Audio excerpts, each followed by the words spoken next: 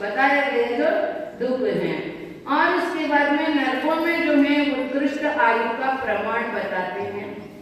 तो उन्होंने कहा तेष्वेका त्रिसप्तदश सप्तदश द्वाविंशति त्रयत्रिंशत् सागरोपम सत्वानां परास्थितिः। परम माने होता है उत्तम अथवा श्रेष्ठ। उत्तम जो स्थिति जो होता है उत्कृष्ट जो स्थिति पहले नरक में तेषु एका माने उन नरकों में पहले नरक में 1 सागर की आयु है। उत्कृष्ट आयु कितनी है? 1 सागर की है। दूसरे में 3 माने 3 सागर की है। तीसरे में 7 सागर की है। चौथे में 17 सागर की है ना, 10 सागर की है।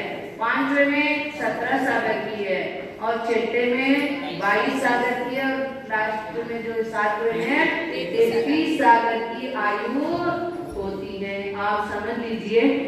मैं सागर की परिभाषा आपको बताना चाहती हूँ। सागर कितने को सागर किसको कहते हैं है ना, बताते हैं 1 योजन लंबा और 1 योजन चौड़ा और 1 योजन गहरा भूमि को खोद ले और उसमें से मिट्टी को निकाल ले और निकालने के बाद भूगोल में जन्मे हुए पहले दिन से लेकर 7वें नरक के जो मेंढ होते हैं, पेड़ बोलते हैं ना आप लोगों में, जो मेंढ होते हैं उसके बाल को ऐसे टुकड़ा करे एक से दूसरा ना हो सके और उस खड्डा को ऐसा भरे और उसके ऊपर जो चक्रवर्ती की जो सेना है उस सेना को घुमा दे और उसके बाद में वो सब बाल वगैरह जो दब जाते हैं पूरे के पूरा भर जाता है और उसके बाद 100 साल में 1 बाल को निकालो।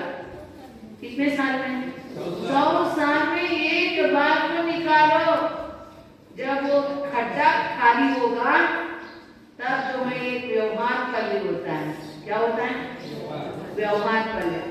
और असंख्यात व्यवहार पल्लों का एक उद्धार पल्ले होता है। कितने का? असंख्यात व्यवहार पल्लों का एक उद्धार पल्ले होता है। असंख्यात उद्धार पल्लों का एक उद्धार पल्ले होता है। 10 कोड़ा कोड़ी मैंने 10 कोड़ा कोड़ी अर्धापलियों का एक सागर होता है। अब समझ लीजिए सागर की परिभाषा, माने सागर कितने समय का होता है।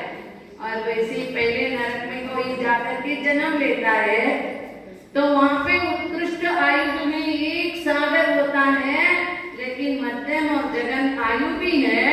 और उसके बारे में जो है अगले अध्याय में आचार्य उमा स्वामी अपने आप जघन आयु के बारे में वो बताएंगे।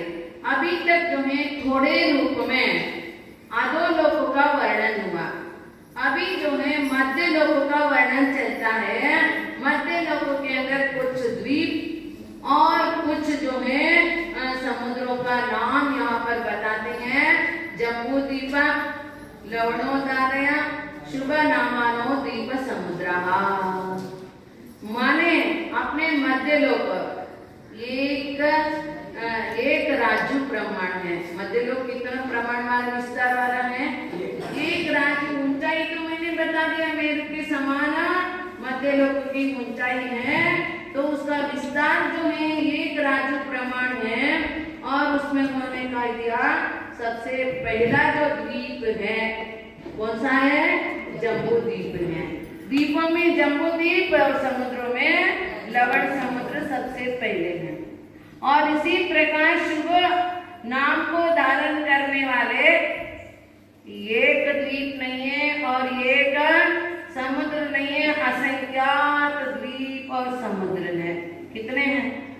असंख्यात द्वीप समुद्र भी कितने में है तो मैं आपको बताऊंगी तो आप आश्चर्य में पड़ जाओगे, क्योंकि इनका विस्तार आदि के बारे में जब देखते हैं तो आप आचार्य अपने आप अपने को आगे के सूत्र में बताते हैं। और जम्बू द्वीप को आदि द्वीप किसको कहते हैं? चारों ओर पानी हो और बीच में पृथ्वी हो, उसको क्या कहते हैं? द्वीप कहते हैं। और उसके बाद में उन्होंने कहा वो द्वीप आदि जो है वो कैसे? ताली के आकार के हैं। कैसे हैं? वो ताली के आकार के हैं। जैसा अपने को जम्बूद्वीप, जम्बूद्वीप के बाद में दातकी खंड द्वीप, दातकी खंड द्वीप के बाद में जो है पुष्करांत द्वीप, वारणीवर द्वीप, और उसके बाद में रुद्रवर द्वीप, क्षीरवर द्वीप आदि जो है उनका आगे आगे जो है असंख्यात द्वीप और समुद्र है। लेकिन तो यहाँ पर जो है अंत के जो द्वीप का नाम स्वयंभू रमण द्वीप है और अंत का जो समुद्र जो है स्वयंभू रमण समुद्र है।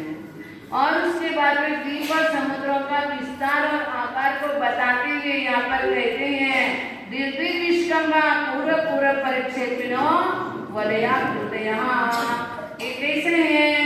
गोल है, ताली के आकार बोलो अथवा गोल आकार बोलो, दोनों एक ही है। और ये कैसे विष्कंभ को लिए हुए हैं?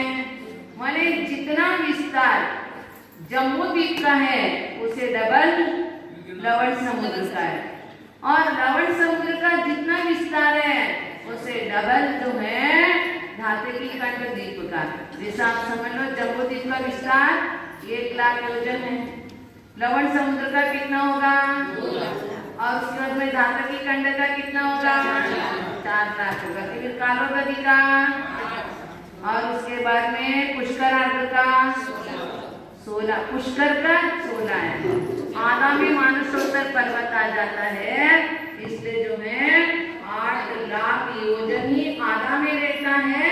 लेकिन पूरा पुष्कर के जब बाद में लेते हैं तो 16 लाख योजन का हो जाता है। उसके आगे इसी प्रकार बढ़ते बढ़ते अंतिम जो समुद्र द्वीप है स्वयंभू रमण द्वीप, और अंत का जो समुद्र है स्वयंभू रमण समुद्र। जब द्विविष्कंभा डबल डबल विस्तार के बारे में जब सोचते हैं तब तुम्हें स्वयंभू रमण समुद्र का जो विस्तार पूर्ण रूप से आधा राज्य में आ जाता है। कितने में? आधा राज्य में। और उसके बाद में उससे आधा स्वयंभू रमण जो द्वीप है और वो पाव राज्य में। कितने में? पौन राज्य तो ऐसी चला गया, और केवल पाव राज्य में असंख्यात द्वीप और समुद्र है। लेकिन केवल मनुष्यों का कहाँ तक रहना है उसके बाद में जो है वो सभी बात अपने आप बताते हैं। और उसके बाद में जम्बू द्वीप का विस्तार और आकार बताते हुए यहाँ पर कहते हैं तन्मध्य मेरु नाभिरुद्धो योजन शत सहस्र विश्कंभो जम्बू द्वीप। उन सभी द्वीप और समुद्र के बीच में है ना मेरु ही नाभि है। जिस प्रकार अपने शरीर में अपने बीच का जो भाग है जो क्या है नाभि है, उसी प्रकार जम्बू द्वीप में मेरु ही नाभि है। ऐसा है ना योजना थाली के आकार का, कैसे उसका आकार थाली के आकार का है। और उसके बाद में उसका विस्तार जो है 1 लाख योजन विस्तार वाला ये जम्बू द्वीप है। और उस जम्बू द्वीप के अंदर क्या क्या विशेषता है और क्या क्या आता है उसके बारे में आगे जो है आचार्य अपने आप सूत्र के साथ में बताएंगे। इस जम्बू द्वीप के अंदर 7 क्षेत्र हैं। कितने हैं? 7। भरत हरिमोहत हरि विदेह रम्य कैरण्यवत ऐरावत वर्षाणी ऐरावत वर्षा क्षेत्राणी यहाँ पर बताते हैं। इस जम्बू द्वीप के अंदर 7 क्षेत्र हैं। भरत हैमोवत हरि विदेह रम्य ऐरण्यवत और ऐरावत। इस प्रकार जो है ये जम्बू द्वीप के अंदर 7 क्षेत्र हैं। और उस 7 क्षेत्र का विभाजन 6 पर्वतों के द्वारा होता है। और वो 6 पर्वतों को अब यहाँ पर बताते हैं तद्विभाजनः पूर्व परायता हिमोवन महाहिमोवन निषद नील रुक्मी शिखरिणो वर्षधर पर्वतः।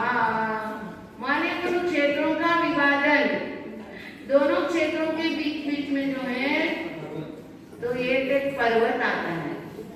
और वो पर्वत जैसा आपने सबसे पहले क्या बोला भरत क्षेत्र। भरत और हिमालय क्षेत्र के बीच में जो है हिमवत पर्वत आता है। और एक क्षेत्रों के बीच में जो है एक पर्वत आने से वहां पे जो है 7 विभाजन हो गया है। और उन पर्वतों का नाम इधर कह दिया हिमवत, महाहिमवत, निषद, नील, रुक्मी और शिखरी। ये 6 पर्वत हैं। और उसके बाद उन 6 पर्वतों के अंदर वर्ण बताते हैं। उनका वर्ण क्या है? हेमार्जुन तपनिया वैडूर्य रजत हेममया। माने वहां का जो है उन पर्वतों का जो है वर्ण बताते हुए कहते हैं सबसे पहला जो पर्वत है हिमवत पर्वत उसका हेम। किसी लड़की का नाम हेम रखते हैं ना। हेम माने सुवर्ण होता है। कौन से रंग का है पहला पर्वत? सुवर्ण रंग का। और दूसरा जो पर्वत है अर्जुन। अर्जुन माने चांदी होती है। क्या होती है? अर्जुन चांदी को कहते हैं। दूसरे पर्वत का जो कलर अर्जुन है माने चांदी का है। तीसरा जो है तपनीय माने तपाए हुए सोने के बराबर है ना। हिमवन महायुर निषद पर्वत जो है निषद पर्वत जो है तपाए हुए सोने के समान है।